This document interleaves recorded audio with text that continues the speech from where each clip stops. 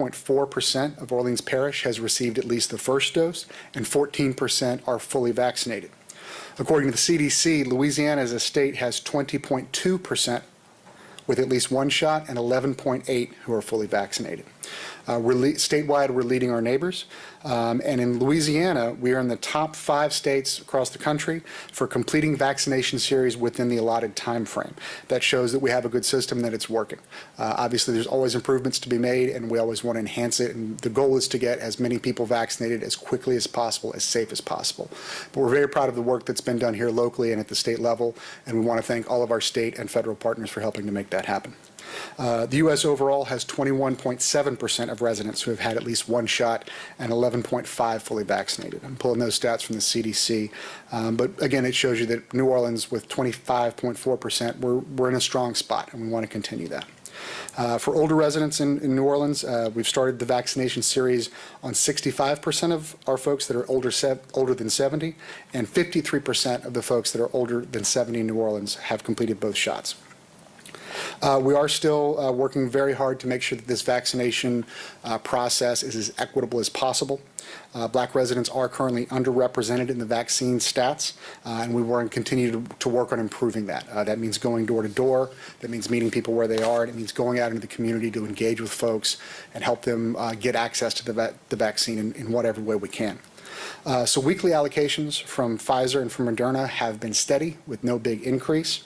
It is not clear at this time when the additional allocations of the Johnson & Johnson will arrive. That's a national problem. That's not a New Orleans problem, but that is sort of one of the hiccups in the supply chain right now, because once we get that J&J vaccine, that will change the game in a significant way. We did get an initial allotment about a week and a half ago, but since then we have not gotten additional supplies. Once that supply chain issue clears up, hopefully we'll see a significant jump in what we're able to do.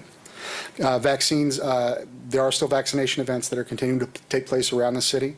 The convention center is open 3 days a week, and they're ready to ramp up every day, and they're ready to go to an everyday operation as soon as we get that supply situation worked out.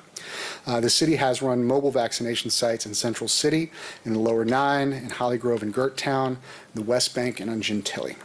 As of last week, the majority of adults in New Orleans became eligible for the vaccine once the governor changed those criteria.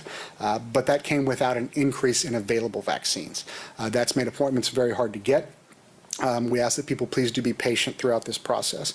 One of the best things that you can do to help this along as an individual resident is don't double and triple book yourself.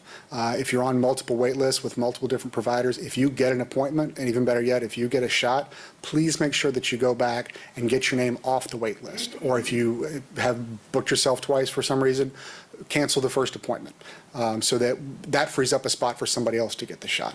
And again, we understand that it's a frustrating process and it requires a lot of patience, but what you can do to help it be less frustrating for the next guy is, again, don't double and triple book yourself, and when you do get a shot, make sure you've taken yourself off any other wait list that you might be on.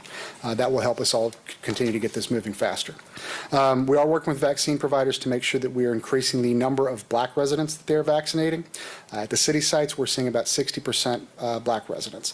That takes a lot of work, and it requires being very intentional about how we operate. And again, we want to make sure that this is done in an equitable way, that it doesn't leave anybody behind. So the city's making every effort in that regard, and our healthcare providers have been doing a good job of that, and we want to encourage that to continue wherever possible. Now to the more grim news. As of yesterday, there have been 28,924 cases of COVID in New Orleans and 775 deaths.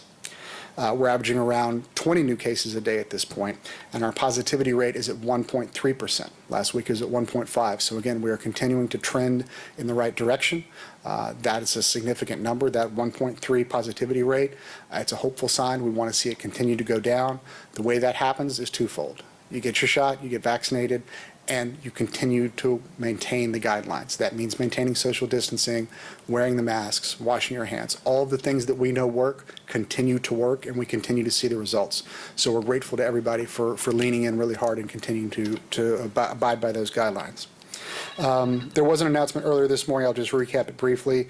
The city's announced a partnership with Uber, with the Greater New Orleans Foundation and LCMC, and the Urban League of Louisiana, they're going to provide 20,000 free rides to people to get them to vaccines.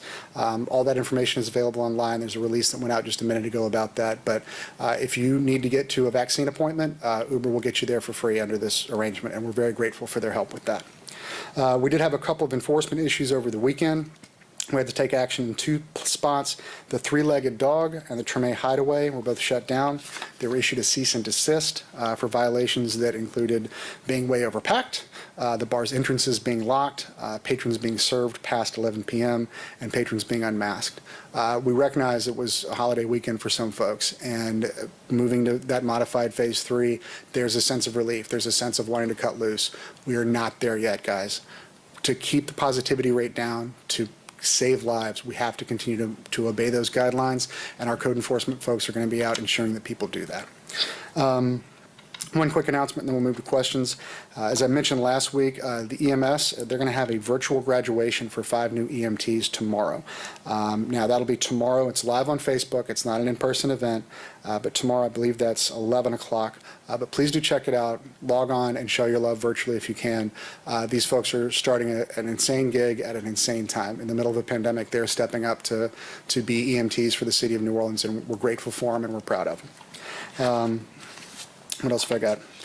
One more thing. The mayor will be out on Thursday morning at 10:30 for a ribbon cutting in the Reed East group. That's A, B, C, and D. It's a large combined event, and that'll be 10:30 on Thursday. And with that, we'll move to questions. The city's going to be getting this big shot in the arm from the stimulus package, $375 million. What is the process to determine how that will be used? Yeah. Will employee pay be fully restored? So there's a couple things to keep in mind that we need people to focus on as a way of thinking about this, because obviously it's very good news, but we have to be very smart about it. The first thing to realize is we do not have that money in hand. We don't have it yet. It's not here yet. The next step in the process, this is not a one-day thing, it's going to be a long process. The next step is that it goes to the Department of Treasury, the U.S. Department of Treasury. They will then issue guidelines as to how that money can be allocated and what the actual totals are. The figures that you're citing are out there as estimates. Until we get from the Treasury exactly what it's going to be, we have to wait for that to happen, right? We don't want to count our chickens before they're hatched. We know, I think everybody is very familiar, in the last year or so, we've been in several situations where we thought funding was going to be one number, and then once we got it, it was a smaller number. So particularly given the acute need that we have, we want to be very conservative and very deliberate about how we go about this process. For us, it's a 3 to 5 year timeline. Meaning that this money, these funds that have been made available at the federal level, for which we're tremendously grateful, but we have to make that last, and we have to be smart about how it's allocated.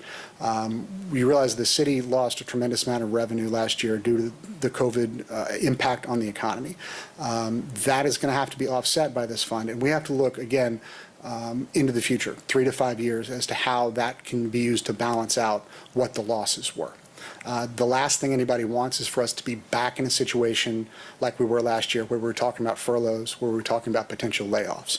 To avoid that happening on down the line, we have to be very smart now with how we deploy these funds. That said, the mayor has made clear, and I think we've said several times throughout this, the immediate priorities are going to be getting our workforce back up to full strength, which will mean coming off of furloughs. We're not ready to pull the trigger on that yet, but that's going to be a priority. And then paying off the loan, which we took out last year. Because I think, as everyone can understand, the immediate needs are resolving what was outstanding, right? And then we can look forward at how else we can deploy these funds. But the guidance is going to come from the Department of Treasury. Any kind of money you get from the federal government generally has some strings attached. This much money at this scale is going to have a lot of strings attached, and we don't know what those are yet. We have to get that clarity from the Department of Treasury before we can move forward. Also, one more thing about this. I'm going on at length, but it's a big topic and it's complicated. We want to make sure people are getting this. It's a $1.9 trillion bill.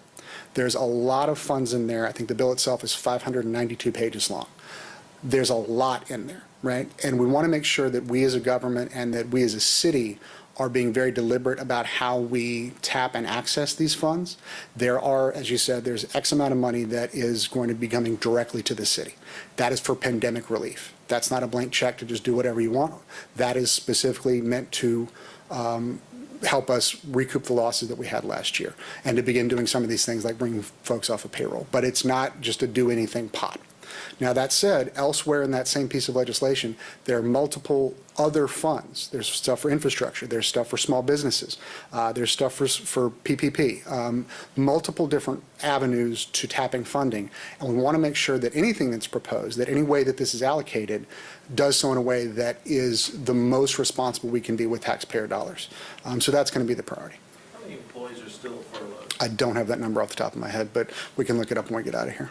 WWL?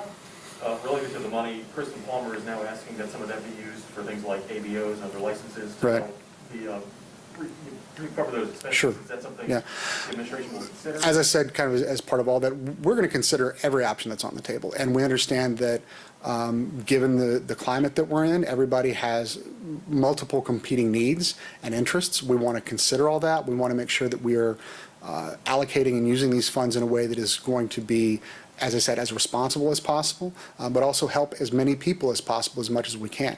The specifics of what the council members' plan are one of multiple possible options, right? And for us, the front end is just getting that clarity from the federal government, from Treasury, as to what we can do and what we can't.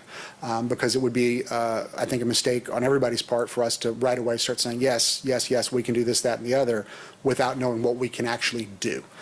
So again, it's a process. We urge people to be patient. It is very good news. The mayor fought really hard to make sure that this allocation happened directly to the city, right? We've had instances in the past with the CARES Act where it hit the state level and then the funding changed significantly, right? In this case, the mayor did advocate very strongly for this direct assistance to the city. We're very grateful to our federal partners and to the Biden administration for helping to make that happen. But we have a lot to unpack before we can start committing any funds. WBSU. The businesses that you said, can you name those businesses? Yeah, let me go back to it real quick.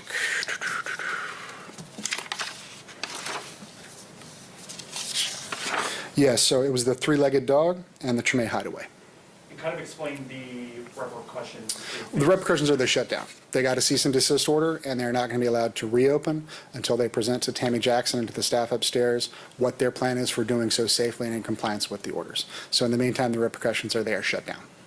How long do some of the other businesses that have faced repercussions, are they still shut down? How long has that? It can vary. I don't have exact times for each of them. I will say that it depends on their ability to demonstrate to safety and to code enforcement, to Tammy's office, that they're able to reopen in a safe way, and that they are going to be following the guidelines, and that they can lay out exactly what they're going to do. So part of it is them being able to look at why they got shut down and tell us why that's not going to happen again. So it varies from case to case, and much of that is in the hands of the individual businesses, how quickly they are able to make adjustments so that they can operate safely.